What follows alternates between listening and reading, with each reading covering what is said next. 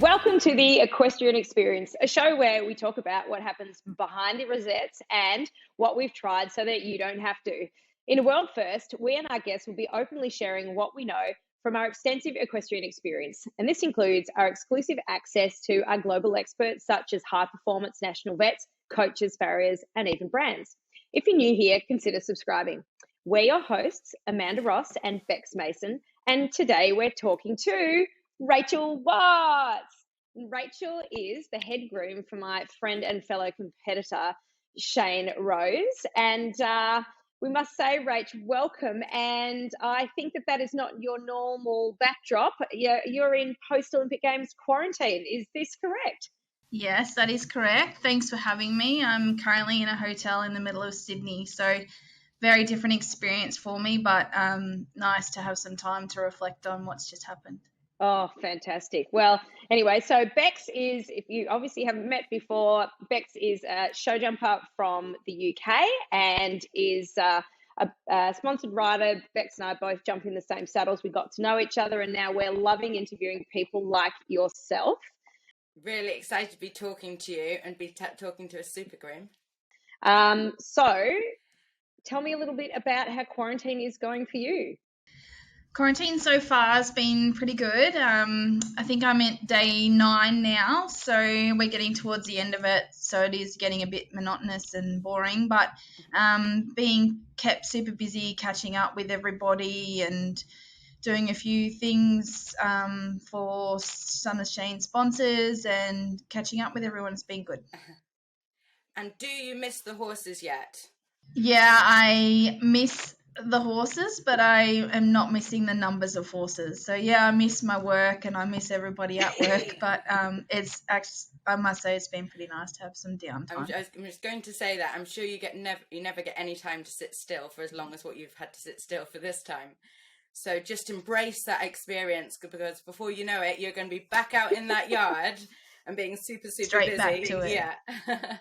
So I've been watching a little bit of your behind the scenes interviews that you did before with Bates, and I'm just completely overwhelmed by how super organized you have to be when taking up to 15 horses, I think you said on those interviews, to an event. I mean, on our yard we take about 7, but that's just purely show jumping. So to have the 3 phases with so many horses, I mean, your attention to detail and your organization skills just must be insane, like out of this world. Is that something that you were like when you were younger as well, that you brought into the grooming world? I don't think so. I think it's sort of something that I've learnt along the way. Like, you're always learning, you're always developing new skills and things. I think I've always had a big passion for horses and a want to be good at what I would do. So I think that's contributed quite a bit. But you sort of got to develop and learn skills every day on the job as you go. And the more horses we take, the different riders we take, the bigger the scenario, the more you learn how to deal with those situations. Yeah. I mean, I just can't imagine, like, as I said, having that many horses to take to a show. How many other grooms do you have working underneath you to help with the preparation of those horses? We have a big team at home, so we have about 10 staff on the farm at Bimbadeen. I'm personally the only one that doesn't ride. Right. So everyone else rides and competes themselves. So it's a huge, big team effort. They all ride and compete. So a lot of the guys at home take it in turns as to what competitions they can go to. So we certainly work as a big team and everyone helps out when they can. Fantastic. And I'm sure you're just like the busybody between horses and everyone and trying to pull it all together as one. The main girl, keeping everything sweet and together, basically. Yeah, she is amazing. I can tell you right now, Bex, she's incredible. And how many times have you guys met out on the road in Australia? Yeah, quite a few. So I think we've been stable together. We were stable together at Melbourne one year, and we had a fantastic event then, didn't we, Amanda? When I think you took out the 4-star short now. And then Shane had a win in the 2-star long. Yeah. But we've also had a great trip over a few years ago. We both travelled over to the UK in preparations for the World Equestrian Games. So Amanda's horse, Zarzy and Virgil flew over together, so that was a great experience. Oh, wow. So yeah, they flew on the flight together, and it was great. Like the two horses flew over really well together, and we had such a nice time. And then we spent quite a bit of time in camp together as well, so it was really nice to spend some time together. Rach and I did that trip to WEG. It was the first time I'd travelled with Rach and Virgil. And Rach did warn me about how Virgil is quite a vocal individual and likes to find anything he possibly can that's metal and then pour on it for the rest of the journey. And he didn't disappoint, did he? So it was quite an interesting journey. But the pair of horses together were great. They actually travelled really well, didn't they, despite their differences? So, Rach, tell us a little bit more about your prep for travelling the horses as well. So when do you start preparing a horse to travel? Is it like the day before? Is it the week before? Like, do you have certain things that you have to tick boxes? I know we've got to talk about passports and vaccinations, but where do you start? Basically, if your horse is fit and ready to do a 3-day event, it's definitely fit and ready for a flight to England. But the preparation sort of is also just a day-to-day thing as well. So as much as you're managing the horse and its fitness, you've also got, so we manage from 2 weeks out before a major flight, we take temperatures twice a day. We monitor how much they're eating and drinking, their fecal output. And then they'll run bloods a week or so before the flight, just to keep on top of everything. So anything that is a minor issue, we want to get on top of that before they fly. But vaccinations start 12 months, 6 months before they fly. So it's really important to know your dates and have your passports up to date for different things. And I see you travel on board with the horses in the aeroplanes. How long do you actually travel with, like, physically inside the crate with the horse, or do you have your own little seat? What's that experience like on takeoff and landing? Is it pretty scary? Yeah, so it's a pretty amazing experience. The horses are in crates. Normally they travel in a crate with two horses in a crate. And they are down in the cargo areas of the plane. And then there's they're really old. I think they're 747 Boeing planes. I'm not really sure on the technical term, but upstairs behind the pilots there's 8 or 9 seats. And they're all business class seats. So all the grooms, and every time a horse travels, they're also a travelling groom with the transport companies. So they have one of those, and every other time I've been on the flight, there's also been another groom with another horse as well. So we're allowed down with the horses at any time when the seatbelt sign is turned off. So basically during takeoff and landing, people themselves are up in their seats with their seatbelts on as they normally would in a normal flight. So once the seatbelt sign comes off, you need to check with the pilots to make sure it's okay to go and check the horses so they know where you are at all times. And then you also have to take an oxygen tank down with you, and then you can go down and check the horses. Okay, that's quite intense, isn't it? So your most recent trip was over to Tokyo for the Olympic Games. That's what you're just back from, and that's what you're just quarantining for. Yeah, that's it. So how did that differ, your time in Tokyo, with it being obviously the COVID restrictions? How did it differ from other world-class games that you've been to with the horses? The actual competition with the horses was pretty similar. Like, obviously the format and the stabling for the horses was all similar to last time, but there was lots of restrictions on humans, and obviously we had to do all the COVID testing and everything like that on top of what we would normally do. So there's extra stress, making sure you social distance and your masks and comply to all the rules, take your COVID test daily and keep on top of that. And that was a bit sad really, because we weren't allowed to communicate or spend time with other nations, which was fair enough, because once one of us turned a positive test in for COVID, then the whole team would get shut down. So we were pretty on top of trying to stay in our own spaces, not spend too much time in the dining halls, and try not to communicate too much with other countries where we could have got COVID in from any other place. So that was quite difficult, and it was a bit not your normal games experience when you try and meet new people and learn from other people and just hear other people's stories and things. So that was a bit tough, but we had such a good Australia team community anyway that we sort of kept to ourselves and got on with our competition. Yeah, I'm sure you still had little mini parties within your community. Especially that you just had the one horse to groom, the very special Virgil. Yeah, he loves Shane, and they have such a unique bond. They've got exactly the same personality, those two. So he's God. Yeah, Verge is a bit odd. Like, I do everything with Shane's horses, from clipping them, transporting them, basically everything except riding them. You don't do the same to Shane, though. No. Okay, just get that straight. No. No shaving. Yeah, and but clipping. Verge is one horse that he won't let people do things if he doesn't want to. So he doesn't like getting clipped. He hates anyone but Shane clipping him. So that's the only horse that Shane will ever clip is Virgil, because he just will not let me near him. Interesting. Bizarre. Yeah. What was your daily routine when you went to Tokyo? So obviously when you're at home at Bimbadeen, it's a huge big property, and there's pre-trainer racehorses in the morning, and then there's eventers in the afternoon. So I can imagine you just go all day. When you get to Tokyo, like, what time do you start? What's your routine? How many sorts of COVID tests do you, like, what do you do? And given the heat too, that must have made it even more interesting. Yeah, it was. So a lot of the arenas at Tokyo and the grazing area was shut between 11 a.m. and 3 p.m. So there was no riding and no hand grazing in that time. You could still take your horse leading around the stables, but it was so hot you just wanted to leave them alone in the middle of the day. So a lot of the riders chose to ride either early in the morning, like 6 or 7 or 8, or late at night, which was, after 5 o'clock at night. So majority of the mornings we were up super early and with the horses before 5 to get them mucked out and fed and take their temperatures and do all the daily checks and have them grazed and ready for the riders to ride at 6 or 7.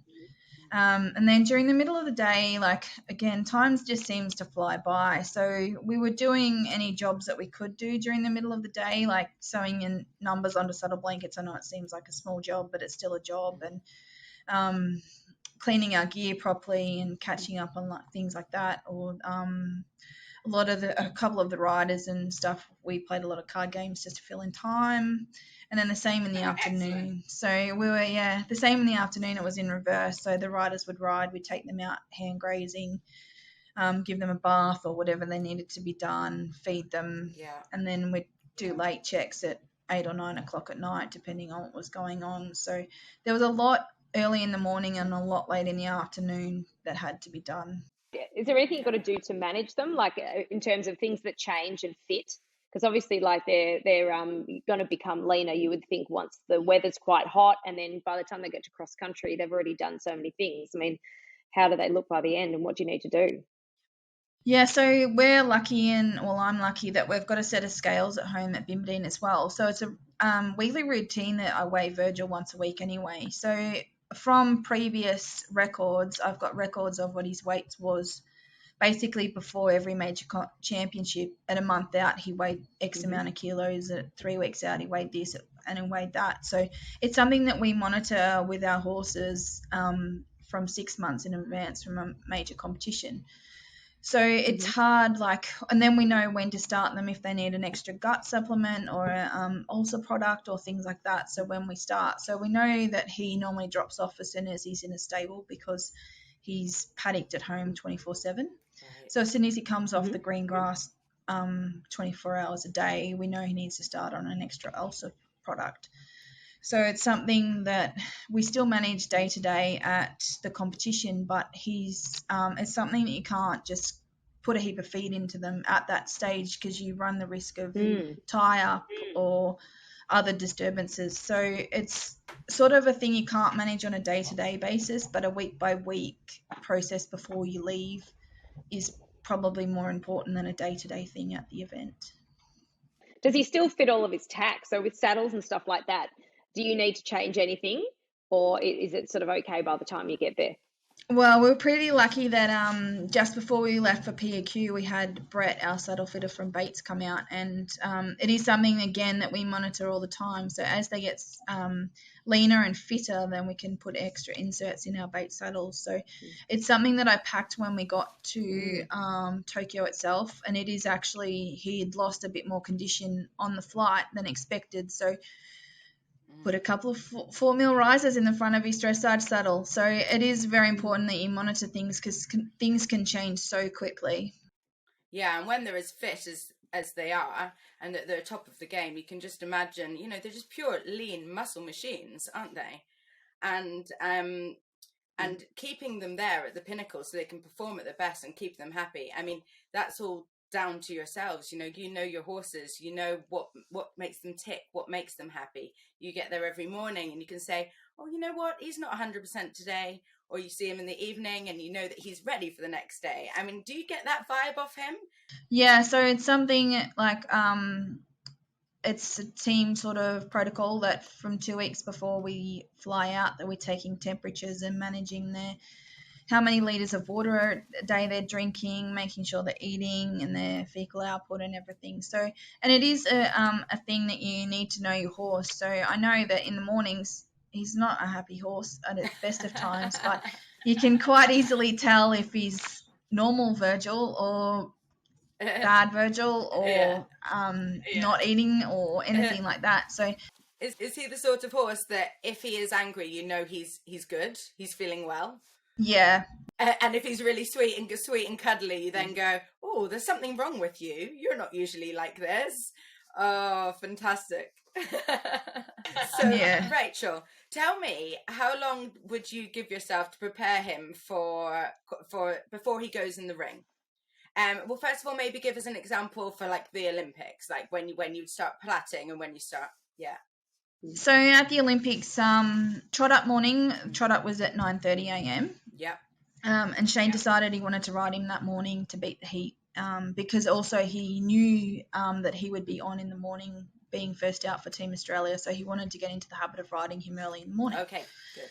So he rode him at 7 a.m. and then he rode him for half an hour, which turned into 35 minutes, as it always does, 40 minutes by the time he walks back and gets off and all of that. So I had from 7:45, let's say, till 9:30. So we'd planned to leave the stables at 9:30 for our trot up because we're the 6th country out. Okay. I think. Yeah, 6th country out. So we'd planned to leave the stables by 9:30. So I had from 7:45 till 9:30 to shampoo him, plat him. I actually platted Stuart's horse as well for them. So I platted Leo and yeah, and so I had from 7:45 to 9:30 to bath him, plat him, plat his tail, false tail in, quarter markers, and we put a bit of baby oil on. And I've heard it, and I've seen your quarter marks. Oh my God, to die for. I would almost want you to just come over here and just do my horses, just make them look pretty. Like, they are insane. Is there like a particular tool that you use just for your quarter marks? Yeah, I've got a specific brush that I like to use. It's a stiff bristled, and it's the bristles on it are quite short. Right. But yeah, just that and some water basically. So just wet it and brush the hair back, and then just brush the hair in different directions, and voila, you get it done. Oh, sweet! You make it sound so simple. I'm sure mine wouldn't look like that if I started. Like, so you were grooming for Shane Rose for many years, and then I hear when I watched your behind the scenes, I saw that you went over to England for a spell with Chris Burton. Yeah, I did. Yeah, that was a great experience. I worked for Shane for 6 years and did all the at home managing the property stuff. Okay. And I was actually riding and competing then as well, but wasn't very good at it and was sort of not enjoying it for the amount of work to go into it. So I just sold a really nice thoroughbred off the track, and decided that I didn't really have much to hang around for at Shane's at that point in time. So, and I'd always wanted to do the overseas trip, and Birdo approached me and said, would you be interested in coming over? And so I jumped at the opportunity, and I'm so glad I did it. Was there one particular thing that was very different from Australia grooming and British grooming that you thought, oh, they do it like this over here for a reason? Yeah, I think the amount of pulled tails over there really shocked me. Oh, really? That's interesting. We hardly see pulled tail over here. I think they're coming a bit more out there, Yeah. a few more popping up here and there. But I can't tell you that I can pull a tail well. Luckily, when I worked for Birdo, we had some great people there that helped me pull tails, because that is seriously not my forte. Oh, I know. It is. Oh, that's really interesting. I wouldn't have expected that to be one of your facts, to be honest, because yes, sometimes even in the jumpers, the show jumpers over here, we might pull the top of the tails to give them just that nicer look, that nicer shape. So that's how you've got so great at the tail braids, because they don't pull over in Australia. It's incredibly. I've never pulled a tail over here, Yeah. so everything gets plaited whenever we go to show. So that's how. So what are your 5 top tools or products in your grooming kit? If you could only take 5 things to prep your horses, what would they be? Oh, this is tough. I definitely take my quarter marker brush. Quarter marker brush. Had to be done. Yeah, and then I would need a thread and needle. Is that counted as 1 or 2? Oh. If it comes already threaded, then it's 1. Yeah. Yeah, okay. Thread and needle. Yeah, okay. Some hairspray. Hairspray, excellent. Some baby shampoo. Oh, you're a fan of the Johnsons, kind for the skin. Yeah, it's just No more tears. A treat, that one. And how many have I got left? 1 more. I think you've got 1 left. Threaded 1 left. Brush, baby shampoo, and hairspray. Maybe just some baby oil. Baby oil to get them all shiny around the face and the eyes. Do you? I'm quite sure there's something important I've forgotten though. But if I only get 5, that's it. By the way, you haven't tacked up your horse yet. Oh, that doesn't matter. The rider can go bareback. Yeah, for sure. As long as he looks pretty, you've done your job. Yep. I don't need to ride it, so that's not my problem. What would be your top tips for people who are interested in becoming a groom, and also for improving their skills in order to be a higher level rider? How would you suggest they go about getting a grooming job, and what would they need to be able to do it well? I think to find a grooming job or a job working for a rider, whether it's grooming or being a working pupil, you first and foremost have to find a rider that suits yourself. So you have to respect them, and you have to respect their team, and you also need to be ambitious the same as they are. So I think then you'll be more open-minded if you find the right person that you want to be surrounded by. You've got to be open-minded, you've got to be willing to work, and you've just got to get along with things. Like if there's something that you don't necessarily want to do, everyone's probably in the same boat. There's jobs that I don't necessarily want to do it at home, and that's not the same for other people. Like that job is not the same for everyone else. But if you're asked to do it, just do it. And the more you get along and just be part of the team, the more you'll learn, the more you'll absorb, and the more opportunities you'll get in the long run. That's really good advice, Rach, because I know that there are a lot of things that we don't necessarily want to do with horses. Give us what's your top thing that you don't enjoy, and then what is your favourite thing that you love doing? Well, this might be a bit weird because I know that there are a lot of people out there, but my one job that I hate doing, I hate sweeping. I just hate it. I'm not good at it. Therefore, I haven't had... Yeah, there you go. Exactly. And thank God when I worked for Birdo that Jade loved sweeping, because she was so good at it. And I would sweep one half the yard, she would sweep the other, and then she'd come and fix my half of the yard. So I think there's always going to be something that you're not good at, but you still do it. Well, that's why it's teamwork, isn't it? I mean, and when it all comes together, the results are just amazing. And like your celebrations and the feeling that you have when Shane goes out there and does so well will be as much as what Shane's feelings are, because you've done it as a team. And that's what makes you being Groom such a important, integral part of any team. And I want to clone you and bring you over to England, and you can come and stay with me and plait my horses' tails. Definitely very amazing. I can't wait till we all open up and I can come and meet you girls in person. It's going to be so great. So with Virgil, how much longer do you have in quarantine now, Rachel? I get out on Saturday. Today's Monday, so 5 days-ish. Excellent. And what will be your plans with Virgil? Countdown. Yeah, totally. In the future, and do you have any up and coming events, or is he just going to rest? No, so he's currently actually in Germany, so he needs to quarantine to come home from Tokyo as well. So there was no cargo flights out of Tokyo in the foreseeable future, so he's had to fly to Germany to do 2 weeks quarantine before he flies to Melbourne, and he'll do another 2 weeks quarantine in Melbourne. So the poor guy's wants to get back to his paddock as quickly as possible, but it's horrendous for them. But they get so well looked after by the quarantine staff that they come back looking as healthy as ever and ready to go again. So he'll probably have another couple of weeks off when he gets home from his quarantine. And he's starting to get a little bit older now, like he's just turned 16 this year. So he's still very sound and still wants to compete as much as he's ever has. So I think there'll be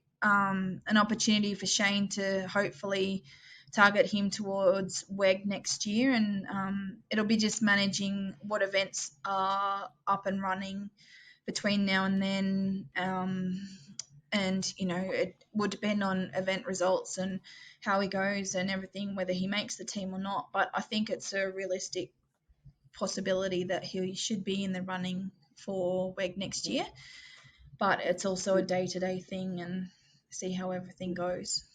What about his relationship with Tina? Can you tell us a little bit about Shane's other horse, who I very much fancy? She's absolutely beautiful, but apparently they have a nice little relationship. And yeah, so she was purchased from Germany, from a dealer yard in Germany, and she spent the season in 2017 with Virgil when he was based over there at Sam Griffiths in England, and then she was brought home from then. So she's such a darling. She's one of the sweetest, nicest mares you could ever come across. She's great to look after. And very then you've got Virgil. Yeah. Yeah, but he adores her and she adores and tolerates him, I should say. But they have a great relationship, and I'm sure they're missing each other. So they'll be very happy to see each other. They will. They'll be reunited at last when he eventually gets home after his long quarantine trip. Oh, and so and with the other horses at home, have you got a busy season ahead now, or does the Australian season now coming to an end? Yeah, well, unfortunately, because of COVID, Adelaide, our major 3-day event for the year, has been cancelled, which is normally run in November. So that's a huge loss to everybody in the sport over here. It's now the second year in a row that we've had to cancel it. So there's been no opportunities for anyone to go to the 5-star there for 2 years. So it's really horrendous for a lot of the riders and things. So I'm not sure. I haven't heard. Wallaby Hill still runs a 3-day event in December. I haven't heard whether they're cancelled or not, but I'm assuming, knowing the team at Wallaby Hill, they'll be doing absolutely everything to try and run. So they run a 4-star long, as well as everything up to 4-star long. So I would imagine that if that is running, then Shane will have a team of horses to take there. Whether that's an event Virgil will go to is another question, but I'm sure Easy Turn will be aimed to get there again. She's won the 4-star long there 2 years in a row now. Oh, how fantastic. What a result. She is amazing, isn't she? Yeah, she is. She's completely different to Virgil, but is getting stronger. She's only 9 still, so she's stepping up bit by bit and is looking to be quite fancy. So if we can keep her healthy and happy, and hopefully she'll have a good career as well. That's fantastic. And Rach, do you have any favourite events that you enjoy going to the most, and why? Well, any overseas event is extremely exciting for me. That's what I really love. And then obviously most of the 3-day events are great. I really like Melbourne because it's got such a laid back atmosphere, and That Adelaide's always exciting, especially if you've got a 5-star horse there, and being in the city's great. The 3 major events, Sydney, Melbourne and Adelaide, they're all so different. Sydney is pretty secluded. It's not much public and things get into the stable block and all that, which is great, but you're also at the ex-Olympic venue, so it's always special being there as well. It's a very amazing venue. We're so lucky to have that place, aren't we? So with all the horses that you've had the pleasure of working with over the years, do you have any of your kind of all-time favourites that you always go back to going, oh, I remember this moment? Can you tell me about that? Yeah, so I've been pretty lucky and had a great team. Like CP Qualified took me to my first Olympics, but then when I worked for Birdo, TS Jumeimo took me to my first championship. HP Leilani was so amazing being involved at the end of her career, where she had a top 10 finish at badminton and then went on to Aachen to win that and then retired. Oh, fantastic. And then I had my dream team, my 3 horses, Virgil, CP Qualified, and a little homebred thoroughbred called Shanghai Joe.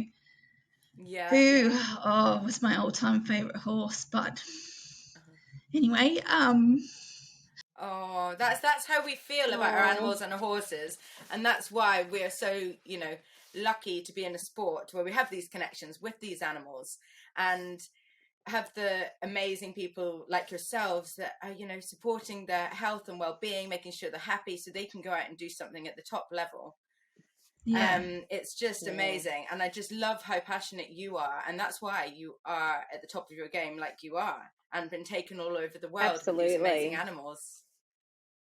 Yeah, we're so lucky to have like people like you, Rach, who are so invested, because it does take a village, doesn't it? And I mean, I realised too that you start off and it's quite an individual sport. You spend a lot of time riding on the arena on your own, and it's all about sort of your, I suppose, your ambitions and goals. And then we suddenly find that it's this massive crew. And watching you guys actually, because as you know, like I was shortlisted for the games, and so sitting back and watching you guys on the TV and seeing the circle of you together and you're cheering and you are all so invested, and it really shows you how much of a real bond there is. And talking about Nugget Shanghai Joe, for those of you that don't know, he died at badminton, and he was bred by Shane, wasn't he? So he's had him his entire life, and you guys all had so many adventures with him. And I think, it is the most wonderful sport when it comes to it, isn't it? That we can go out there and enjoy this bond and this sport and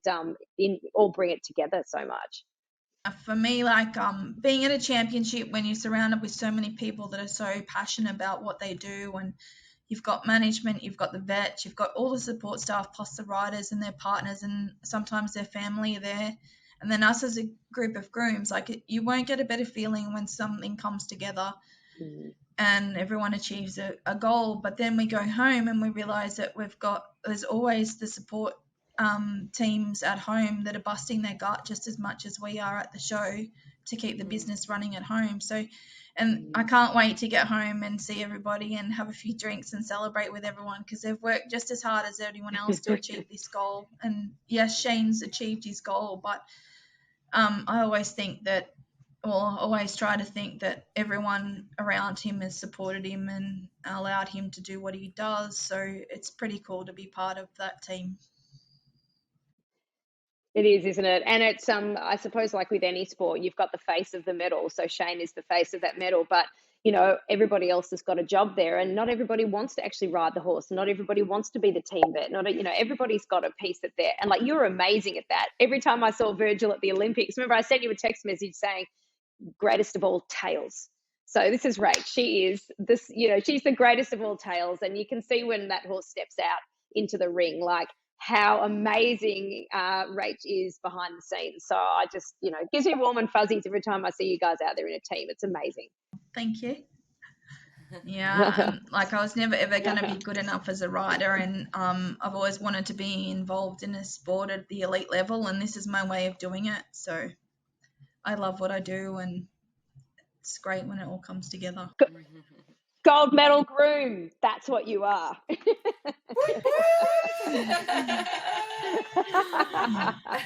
Oh, that's fantastic. And how did you feel? Have you watched all of the footage again of Shane and Virgil at the games? And if so, how did it make you feel watching it back again? I haven't actually watched it yet. I really want to, but I've definitely been doing like a couple of Facebook updates and going through photos, and I think just taking the time to reflect on and trying to take it in that it's actually happened. And like even a month out from the games, we were still a bit apprehensive whether we would actually get there, and you never like we didn't know if we were going to be selected on the team, so it's all still up in the air whether the Olympics were going to run, let alone getting selected. And then when you're selected, you're like, oh, that's a sigh of relief. And then you get into pre-export quarantine with the horses, and it all starts becoming a bit real. So I think it's sort of been a long time coming to get to these games, especially with the postponement. But I think some time to get back with the team and reflect on what had happened and celebrate a little bit is going to be great. Celebrate a lot, I think. Yeah. As you say, it's been a long time coming, lots of highs and lows, not knowing whether it's going to happen at all, and then getting to go, getting to be so successful, and having everyone arrive home safe and sound through such a scary time as the pandemic anyway. I think it's brought everyone very much together, and yeah, just huge congratulations should be in order when you get home. I hope so. Yeah, it'd be good. I think everyone Absolutely. at home is pretty excited to see Shane and congratulate him and stuff like that. So I think there'll definitely be a few parties to be had. Oh, you've just been so awesome to speak Fantastic. Well, thank you. Thanks so much, Rach. It's absolutely amazing to have you on the podcast. And I think Bex there's been plenty of amazing questions from the show jumper you are. You're going to get right into eventing after talking to Rach. I think steal her for the yard and get all of her tips. So we better probably do a wrap up, Rach. Otherwise, we could talk to you all night. So this has been the Equestrian Experience with myself, Rachel Watts, and my co-host Bex Mason. And to send in your questions for any up-and-coming episodes, enter our competitions and access our other episodes, be sure to visit the equestrianexperiencepodcast.com. And you can also follow us on at Amanda Ross Equestrian and at Bex Mason Show Jumping. So up until next time, have a great equestrian experience, and thanks, Rach, and see you next time, Bex. Thanks for coming, Rach. Great to meet you. Yeah, good chatting. Thank you so much.